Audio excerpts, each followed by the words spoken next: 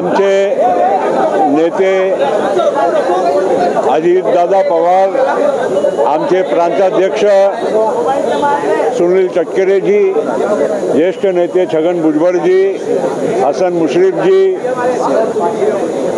राज्यसभेसाठी आणि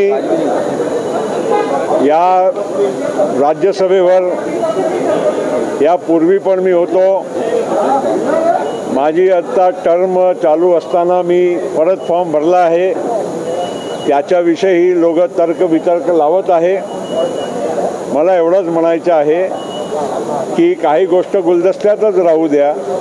आम्ही पण राजकीय जीवनामध्ये काम करत असताना आम्हालाही काही ना काही घडामोडी करावंच लागते आणि बघू आता आमच्याकडेही खूप सारे लोक इच्छुक आजूबाजूला नजर येत आहे आणि त्यामुळे येणारा काळ तुम्हाला हे स्पष्ट करून देईल की आम्ही आज फॉर्म का भरलेला आहे।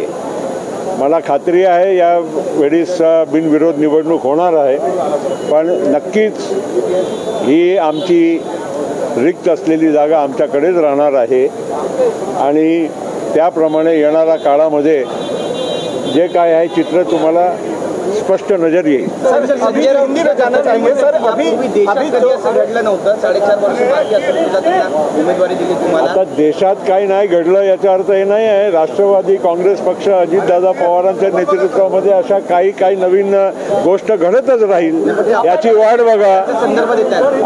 अपात्रतेचा काही विषय नाही। आपके अभी जो दोस्त है जिनके साथ आपने फोटो खिंचाई, उन्होंने कहा कि एक डर का माहौल है जिसकी वजह से जिनका 4 साल बाकी था उसके बावजूद उनको कैंडिडेट बताया गया है। इसके ऊपर क्या कहेंगे? तो चांगली गोष्ट आहे ना, चांगली गोष्ट आहे। जर मी सर्वमान्य असेल तर हे याच्यापेक्षा चांगली म्हणजे गोष्ट काय असू शकते? आनंदाची बाब आहे। आणि आणि आणि आणि मी तुम्हाला एकच सांगू इच्छितो, आमची महायुती एकदम घट्ट आहे, चांगलं काम करणार आहे। पंतप्रधान नरेंद्र मोदी साहेबांच्या नेतृत्वामध्ये या देशामध्ये परत एनडीएची सरकार ही नक्कीच येणार आहे, हमखास येणार आहे, 400 पार येणार आहे। आणि महाराष्ट्रामध्ये सुद्धा अनेक लोक अनेक सर्वे वगैरे वगैरे जे काही दिशाभूल करणारे येत आहे त्याच्यातही मी तुम्हाला स्पष्ट करू इच्छितो की आम्हाला खात्री आहे की महाराष्ट्रामध्येही 45 जागा महायुतीची नक्की येणार आणि महाराष्ट्राच्या येणारा मोदी साहेबांच्या विजयमध्ये मोठा योगदान राहणार आहे।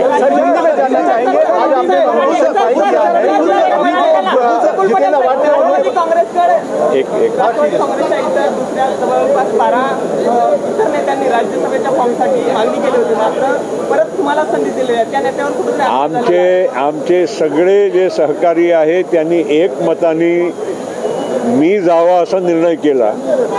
आमच्याकडे आणि सगळ्या पक्षांमध्ये इच्छुक लोक असतात, सगळे योग्य असतात, पण सगळ्यांना संधी एकाच वेळी देता येत नाही।